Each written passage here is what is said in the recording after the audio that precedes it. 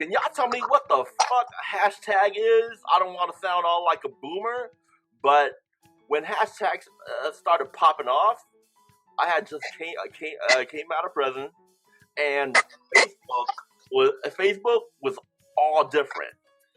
So before I had when and Facebook, like when you scroll through your feed, it was like all text, right? And when I came out, there was this new thing called Instagram, and people was telling me like just start using hashtags. And I don't know what the fuck it was, so I just started doing like do my post and put a hashtag before every word. Mm-hmm. Oh and God! People told me I got annoying, so I was like, fuck it, I didn't fuck with hashtags anymore. So can y'all let me know what hashtags are, and that'll also help whatever boomer or late millennials that's in the audience. Dude, I feel boomer as fuck for remembering it only as the pound sign, not as hashtag. Heavy. I love hashtags. I use it a lot for like stupid things. I'll be like, Useful for Instagram.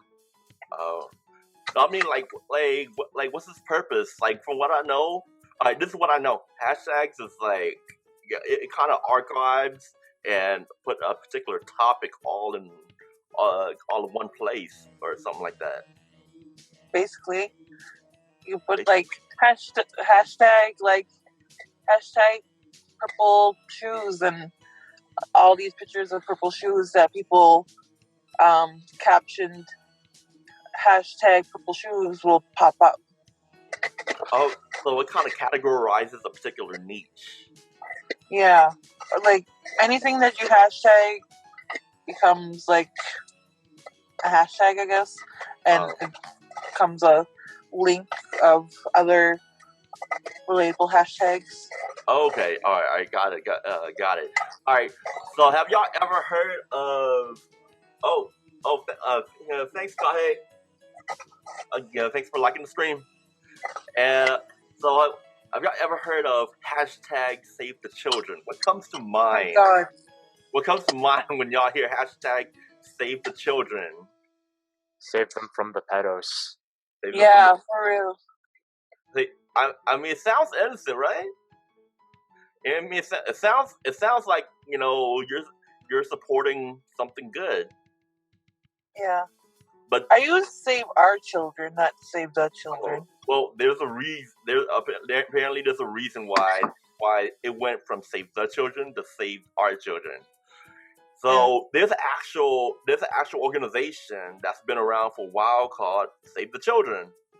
But all of a sudden, hashtag Save the Children popped up, and they the organizations, the foundation Save the Children, they came out and stated we didn't start that.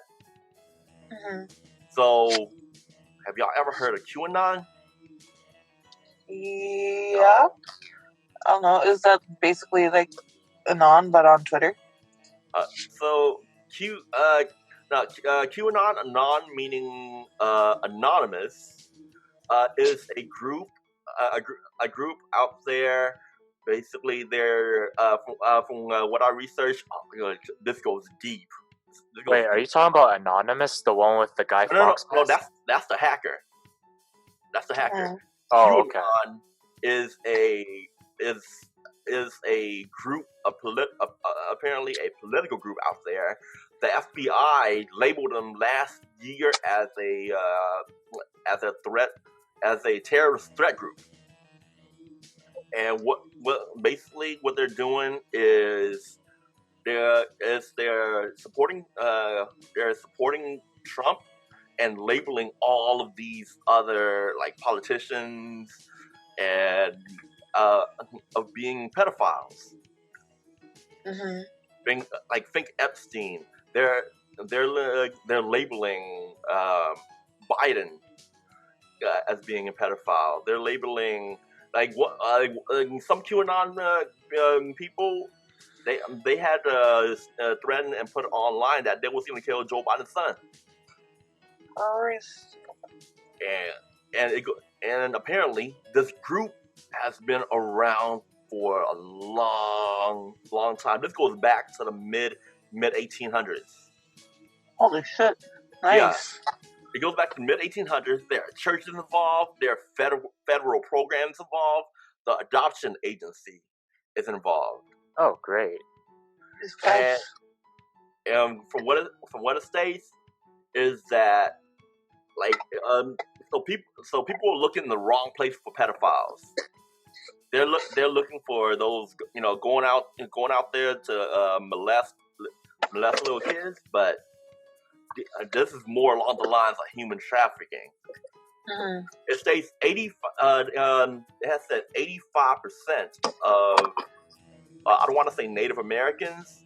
Let's just say the PC term nowadays is Indigenous Americans. I prefer First Nations. First Nations. 85% of the first children of the First Nations between the mid 1800s to the mid 1900s had been kidnapped and put into adoption agencies for middle class white families to adopt. Yeah, that's a true fact. Yep. And QAnon is behind this. And also, all the children that ICE has been picking up, they're going to QAnon is behind that. So QAnon is actually the bad guys. It's not like the anonymous group. Yeah. They're the bad guys, and they ended up making the hashtag Save the Children hashtag to. And they've been, jumping on other positive bandwagons, like BLM, Mm-hmm. and to attract people into their organization. Mm-hmm. So, Xavier, you have any insider information on that? I know you are always full of it. I don't know. Well, I mean, from what you told me about the First Nation children being kidnapped and then being adopted into white families, I mean, the point of that is to basically whitewash and wipe out another culture. That's been done in more than just the U.S. Like, for example, in China, the Uyghurs are pretty much being wiped out, culturally speaking, because in their schools, in like the Uyghur schools, they usually teach both the Uyghur language as well as Mandarin Chinese because, well, they're a part of China, so naturally they're gonna learn the mainland language, right?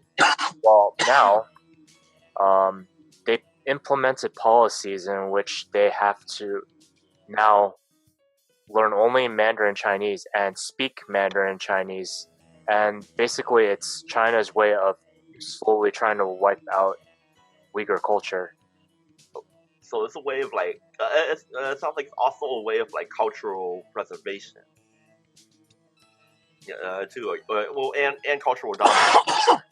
Because when you're saying that, it reminds me of so when I was a little kid, our parents would beat our ass for saying any lick English in the house. Because they was afraid that we wouldn't know or understand the Vietnamese language growing up. It's funny because the other side of it is that you have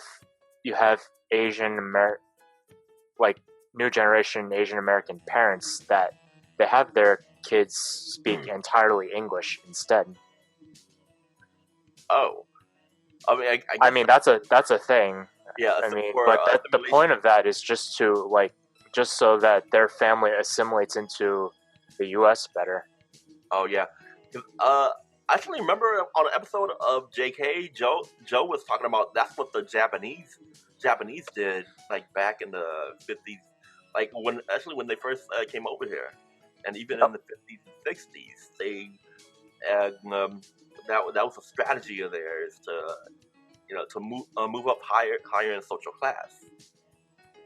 Yeah, because basically they're trying to, in a sense, whitewash themselves so that then they can have a better life. And from what I learned from social stratification, that's also one of the reasons why Hispanics they tend to stick to themselves and don't branch out. So that's they don't end up. A lot of them don't end up learning the American language. So they can they don't get enough education, and they don't get enough good jobs to You move should up call like in society. English language, not American language. But don't you know over here we speak American. American? Oh my god. But like I feel that though, like when I was younger I used to speak like only my language, which is like Mi'kmaq. But then once I started going to school, that's when I like moved to speaking English, and now I could understand it, but I can't really speak it. So you kind of lost speaking ability because you haven't practiced in a while, right? Mm-hmm. Okay.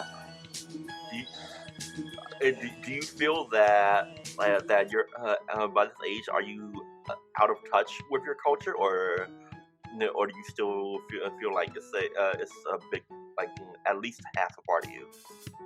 It's still like a pretty good part of me. Like,